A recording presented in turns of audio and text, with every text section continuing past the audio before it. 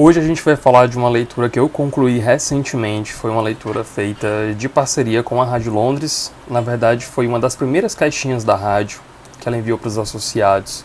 E já tinha um tempo que eu tinha recebido, mas eu só consegui fazer essa leitura agora.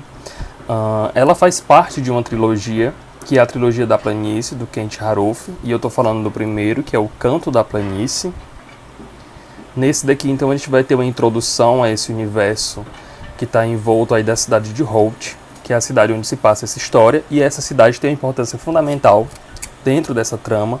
Ela é uma espécie de outro personagem que interfere, eu acredito que 100% nas atitudes de todo mundo ali, porque é um local muito inóspito, é um local muito afastado assim dos grandes centros urbanos, e muita coisa acontece porque a cidade é pequena, ela é limitada. Ela tem alguns lugares são bem distantes uns dos outros, então assim, esses nichos, esses pequenos núcleos que formam essa história, né, que estão entremeando ali essa trama, que depois se juntam, eles se passam em locais distintos e bem distantes, né, claro, né, nas proporções daquela cidade. Então a gente vai ter aqui várias histórias que se entrelaçam em um dado momento. A princípio a gente tem então a figura de uma família meio que desfacelada, que está um pouco desestruturada por conta da depressão dessa mãe. Então a gente tem o pai, que é um professor, e dois filhos pequenos, um de 9 e outro de 10 anos, e essa mulher, que é a ela, que ela está numa situação bem agravante, ela está muito debilitada, ela não participa mais do convívio social daquela família, os filhos sofrem muito, o marido mais ainda, porque ele tem que arcar com todas as responsabilidades daquele espaço, da educação das crianças, da casa, do trabalho, enfim, dela também.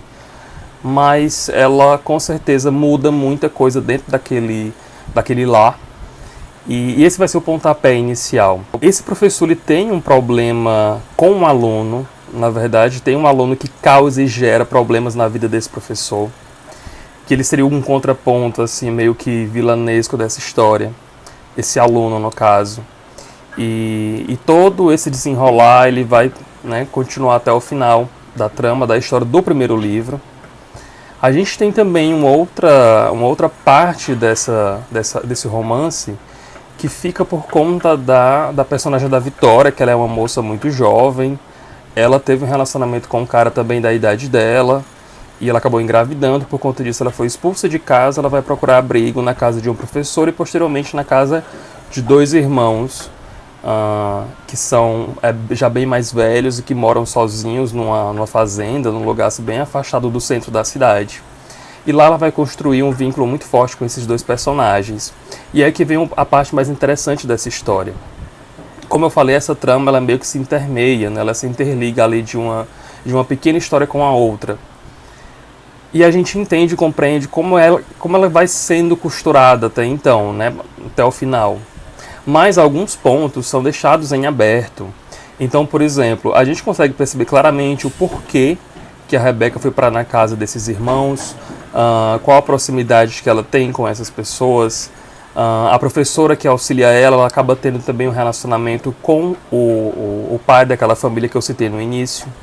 Mas, por exemplo, a gente percebe no final desse primeiro livro que, além disso tudo, os irmãos que estão naquela fazenda, né, os que abrigam, né, aquela moça quando está grávida, eles também têm um passado com o professor, com os filhos pequenos dele, e isso não é dito pra gente dentro dessa história. Então a gente fica com esse questionamento, com essa interrogação na cabeça, porque a gente percebe que tem uma ligação muito intensa entre eles também, mas o livro não diz o porquê, e eu acredito que ele vá digerir um pouco mais isso no segundo livro, né, que é...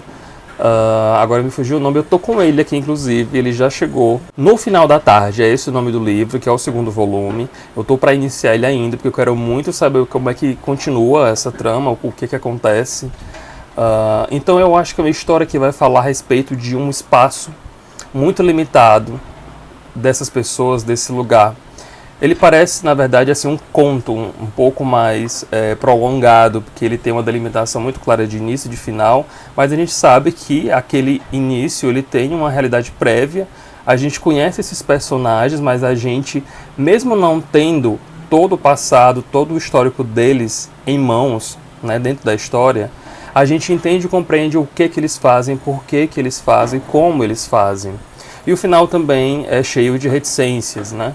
Mas não é algo que lhe cause um certo incômodo ou uma certa irritação, porque você não tem respostas. Então a gente tem esse fragmento de tempo e espaço dessas pessoas nessa cidade. E é isso que vai ser então o nosso Canto da Planície.